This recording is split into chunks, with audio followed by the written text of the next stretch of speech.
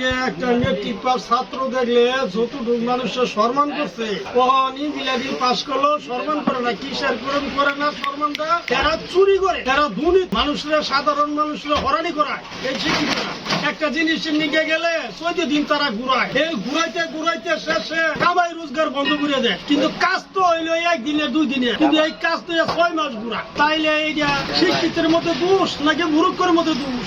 শিক্ষিতরাই তারা সব কিছুই পারে, কিন্তু মূর্খকে কিছুই পারে না। মূর্খকে বাবা বাজি ডাকতে ডাকতে জীবন যায়, পাও ধরতে ধরতে জীবন যায়। যেটা আমি পাই না মানে তার পাও ধরতেই হবে, বাধ্যতামূলক ধরতে হবে। প্রতিবাদ করলে এলাকা থাকবার দেয় না। মাইয়ের বোধ এলাকা থাকাই দিনে, আমার সামনে এলাকা থাকাই দিনে মাইয়ের বোধ আমার নামে কমপ্লেন করছে। আর মাইয়ের বোধ মূর্খ হইয়া করে রাখতাম না। আমি তো ওই বাড়ির একটা ঠিলা, ওই বাড়ির সেটা ভাত, ওই বাড়ির সালন চুরি করলো আমার বাইরে ধরে দিনে। আরে বাবারে দুইটা একটা মাইর পড়ে না, আর কুড়ি কুড়ি টিয়া চুরি করতেছে, এর কোনো মাইর দুধ নেই, জামাই সাজা তারে খাওয়া যায়। এই হলো বাংলাদেশ। যত দেশের একটা খারিজ, খারিজের কাছে গেলে 10,000 12,000 করে টাকা লাগতো, করে দিতাম না।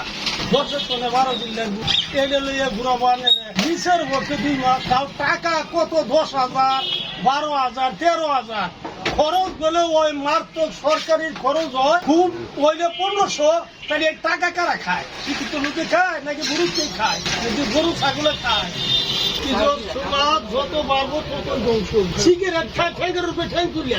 আগে যে শিক্ষিত সমাজ আছে ঠ্যাঙ্গের উপরে ঠ্যাং তুলিয়া সিগারেট খেয়েছে, একটা মুরুব্ব দেখলে বলা হয় না সিগারেট খাওয়া যেত না, মুরব্বী মুরব্বীরা বাল বললেও মনে হয়। তাহলে এই শিক্ষার দাম কি? শিক্ষার দাম আছে কিছু বলাও যায়।